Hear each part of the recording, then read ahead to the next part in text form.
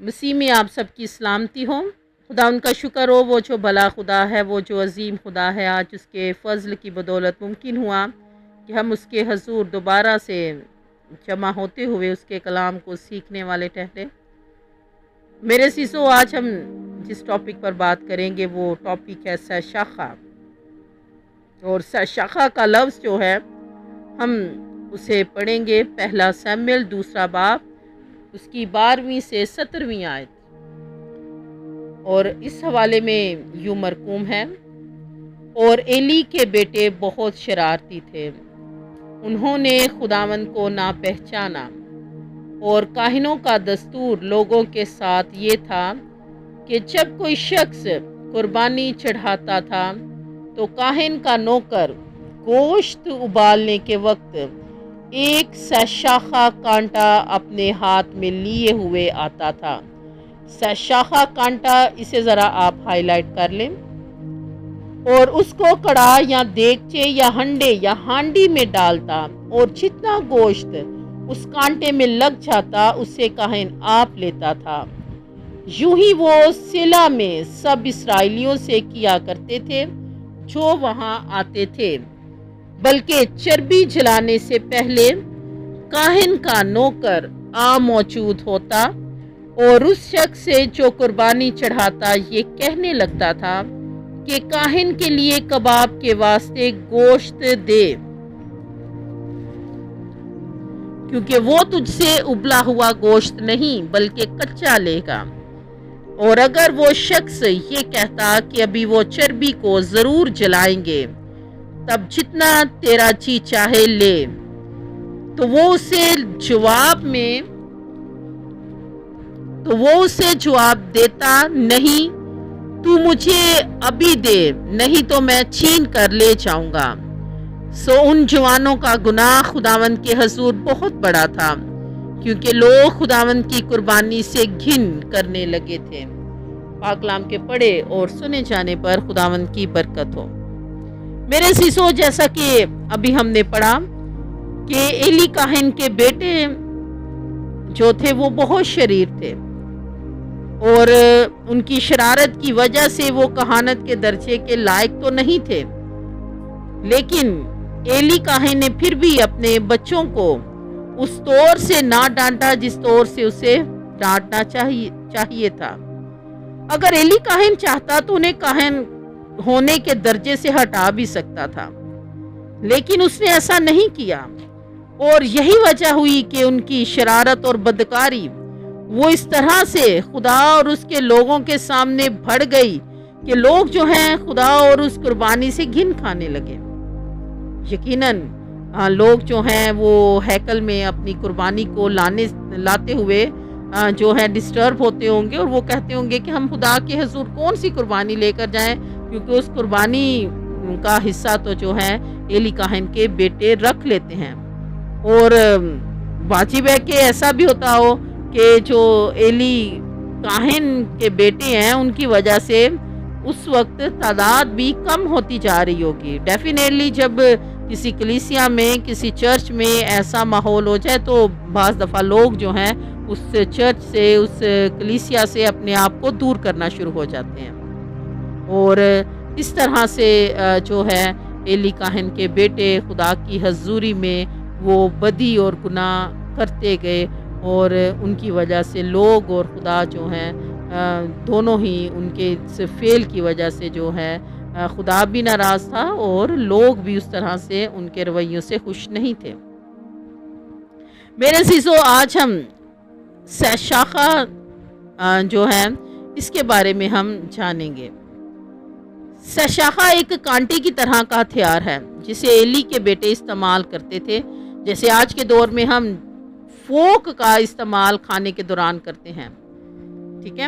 یعنی کہ فوک جو ہے وہ سمجھے کہ ایک سہ-شاخہ کانٹے کی ایک شکل ہے کہ جس کے ذریعے ہم جو ہیں وہ کسی بھی چیز کو کھانے کے لیے استعمال کرتے ہیں۔ جیسے اگر گوشت کا پیس ہے تو اسے ہم سہ-شاخہ یعنی کانٹے کے ساتھ ہم توڑ کر تو اپنے منہ میں ڈالتے ہیں، یا کوئی اور بھی چیز جو ہے وہ ہم فوک اور سپون کے ساتھ جب ہم کھاتے ہیں تو جو فوک کی شکل ہے وہ سہ-شاخہ की शक्ल का समझो शाखा की शक्ल से मिलती है। ठीक है, आज हमारी ज़िंदगी में भी ये शाखा कांटा मौजूद है, और इसको जानने के लिए हम खोलेंगे पहला यूहन्ना 2 बाब उसकी 15वीं से 17वीं आयत में। इसे हम शाखा को आज हम रूहानी तौर पर देखेंगे कि ये हमारी ज़िंदगी में किस तरह से मौजूद है। जी निकालिए मेरे साथ पहला यूहन्ना 2 बाब उसकी 15वीं से 17वीं आयत। ना दुनिया से मोहब्बत रखो, ना उन चीज़ों से जो दुनिया में हैं। जो कोई दुनिया से मोहब्बत रखता है उसमें बाप की मोहब्बत नहीं। अब ये देखिए 15वीं आयत में जो हमने पढ़ा, वो अगर हम इसे उस वक्त एली काहन के बेटों से हम कंपेयर करें तो ये आयत उनकी ज़िंदगी में जो है हमें नज़र नहीं आती। अगर वो काहन थे, वो एक काहन के बेटे थे और ख़ुद भी वो काहन थे, तो उनको चाहिए था कि वो दुनिया से मोहब्बत ना रखें। उनकी दुनिया की ये मोहब्बत ही थी कि उन्होंने अपने लिए जो है वो गोश्त खोरी को जो है वो उन्होंने पसंद करना शुरू कर दिया, और उसकी वजह से वो जो है खुदा की कुर्बानी में भी जो है वो मुदाखलत करना शुरू हो गए। क्योंकि यहाँ पर अभी हमने पढ़ा जो कोई दुनिया से मोहब्बत रखते उसमें बाप की मोहब्बत नहीं। अब 16वीं आयत में यूं मरकूम है, क्योंकि जो कुछ दुनिया में है, यानी जिस्म की ख्वाहिश, इसे ज़रा हाईलाइट करें, जिस्म की ख्वाहिश और आंखों की ख्वाहिश और ज़िंदगी की शेखी वो बाप की तरफ से नहीं बल्कि दुनिया की तरफ से है। अब मेरे अजीजों, ये जो 3 चीज़ें अभी मैंने पढ़ी हैं, इनको ज़रा हाईलाइट करें। आज रूहानी तौर पर ये शाखा जो है हमारी ज़िंदगी में मौजूद है, जो हमें बाज़ दफ़ा खुदा की हजूरी से दूर कर देता है। नंबर 1, शाखा का जो एक हिस्सा है वो जिस्म की ख्वाहिश भी है। नंबर 2, आंखों की ख्वाहिश। नंबर 3, जिंदगी की ख्वाहिश। और जैसे मैंने कहा शाखा, का मतलब जो है 3 होता है, यानी कि ऐसा आपके पास कोई हथियार जिसके 3 हिस्से हैं, 3 जिसकी शाखें हैं, ठीक है, उसे हम शाखा कहते हैं। लिहाजा ये जो 3 शाखें हैं, शाखा जिनसे बनता है, वो रूहानी तौर पर जो है वो 3 है, जिस्म की ख्वाहिश, आंखों की ख्वाहिश और ज़िंदगी की ख्वाहिश। और जैसा हमने पढ़ा है वो बाप की तरफ से नहीं बल्कि दुनिया की तरफ से है। और नंबर 17वीं आयत में यूं लिखा है, दुनिया और उसकी ख्वाहिश दोनों बनती जाती हैं, दोनों मिटती जाती हैं, लेकिन जो खुदा की मर्जी पर चलता है वो अबद तक कायम रहेगा। अब ये यहाँ पर हमने देखा कि रूहानी तौर पर ये जो 3 शाखें आज हमारी ज़िंदगी में मौजूद हैं, ये हमें बाज़ दफ़ा खुदा से दूर करते हैं। अब हम इन्हीं 3 जो ख्वाहिशात हैं, यानी जिस्म की ख्वाहिश, आंखों की ख्वाहिश, ज़िंदगी की शेखी, ये जो 3 ख्वाहिशें हैं, ये जो 3 मतलब शाखें हमें मिलती हैं, इन ख्वाहिशात को हम अगर बाइबल मुक़द्दस में देखें तो ये हमें अदन में भी नज़र आती हैं। अदन में हम देखते हैं कि हवा को जब अबलीस ने सांप की शक्ल में आकर उसकी तवज्जो को उस दरख्त की तरफ लगाई, और कलाम मुक़द्दस में लिखा है कि हवा ने जब उस दरख्त को देखा तो उसने उस दरख्त को देखकर ये सोचा, वो दरख्त खाने के लिए अच्छा लगा उसे। ये क्या थी? ये उसकी जिस्म की ख्वाहिश थी कि मैं इसे खा लूँ, मैं अपने से जिस्म में लेकर जाऊँ। ये उसके जिस्म की ख्वाहिश बनी। वो दरख्त देखने में खुशनुमा लगा, ये उसकी आंखों की ख्वाहिश थी। ये उसकी आंखों के अंदर एक ख्वाहिश बन गई कि ये किस कदर ये खूबसूरत है। वो दरख्त अकल बख्शने को खूबसूरत लगा, और ये उसकी ज़िंदगी की ख्वाहिश बनी कि मैं इसे लेती हूँ और फिर ये मुझे अक्लमंद बनाएगा, और ये समझे कि ये उसकी ज़िंदगी की ख्वाहिश बनी। लिहाजा ये शाखा जो है, ये जो 3 ख्वाहिशात जो हैं, ये हमें बागे अदन में भी नज़र आती हैं, हवा की ज़िंदगी में। और फिर आहिस्ता आहिस्ता यही शाखा जो है अबलीस ने, जो उसने हवा के आगे रखा, फिर अबलीस जो है इस शाखा को तब से लेकर आज तक वो ये शाखा जो है हमारी जिंदगियों में बार बार लेकर आ रहा है। वही शाखा جو ہم نے ایلی کاہن کے بیٹوں کی زندگی میں دیکھا۔ اور یہی سرشاخہ جو ہے ہمیں بہت سے ایسے لوگوں کی زندگیوں میں آج بھی نظر آتا ہے جو اس سرشاخہ جو ہے کانٹے کی وجہ سے بعض دفعہ خدا سے دور ہو جاتے ہیں۔ واحد خدا یسوع مسیح ہمیں ایک ایسے استاد اور خدا بن کر ہمیں نظر آتے ہیں جنہوں نے اس سرشاخہ پر غلبہ پایا، کیونکہ ابلیس نے انہی 3 کانٹوں کو، انہی 3 طرح کی آزمائشوں کو وہ یسوع کے پاس لے کر آیا۔ اس نے اپنے انہی 3 پرپوزلز جو ہیں اس نے یسوع کے آگے رکھے، لیکن واحد یسوع مسیح تھا جس نے اس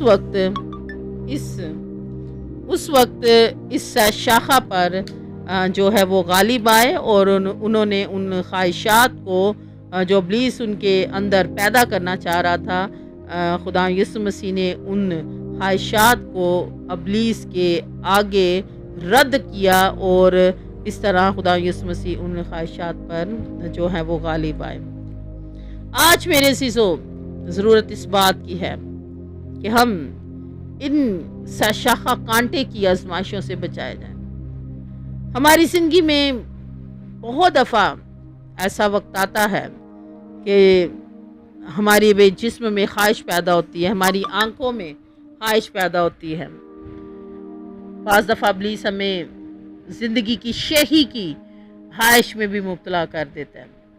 تو میرے عزیزوں، آج خدا ان کا کلام ہم سے بات کر رہا ہے کہ ہم نے اس سرشاخہ کو اپنی زندگی میں جو ہے وہ جڑ پکڑنے نہیں دینا، ہم نے اس سرشاخہ کو توڑنا ہے۔ اور اگر ہم اس سرشاخہ کو توڑیں گے تو ہم بھی جو ہے خدا یسوع مسیح کی طرح جو ہے ان خواہشات پر جو ہے وہ غالب آئیں گے۔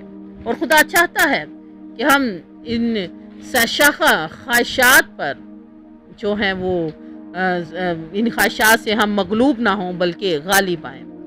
سو خداوند آج جب ہم سے اس کلام کے وسیلہ سے جب آج خدا ہم سے بولا ہے، تو آج جب آپ نے بھی خداوند کی آواز کو سنا ہے، تو آپ اپنی زندگی کے ان تمام تر سرشاخے کانٹے جو آپ کی زندگی میں بار بار ابلیس جو ہے وہ آپ کی آنکھیں رکھتا ہے، تو آج آپ نے جب اس کلام کو سنا ہے تو ان سرشاخوں کو توڑے، کیونکہ یہ سرشاخیں آپ کی انوائنٹنگ کو نوچ لیتے ہیں، یہ سرشاخیں آپ کی زندگی کی برکتوں کو نوچ لیتے ہیں، یہ سرشاخیں آپ کی زندگی میں سے زندگی کو نوچ لیتے ہیں اور آپ کو ہلاکت کا فرزند بنا رہے ہیں۔ سو خداوند اس کلام کے وسیلہ سے آپ سب کو بہت برکت دے، اور میری دعا ہے کہ خداوند آج کے بعد آپ کو ایک ایسی نظر دے، ایک ایسی خداوند آپ کو حکمت دے کہ جب بھی ابلیس آپ کے سامنے اس سرشاخہ کو لے کر آئے تو آپ خدا کے فضل سے، اس کی قدرت اور اس کے جلال سے ان سرشاخوں کو توڑنے والے ہوں۔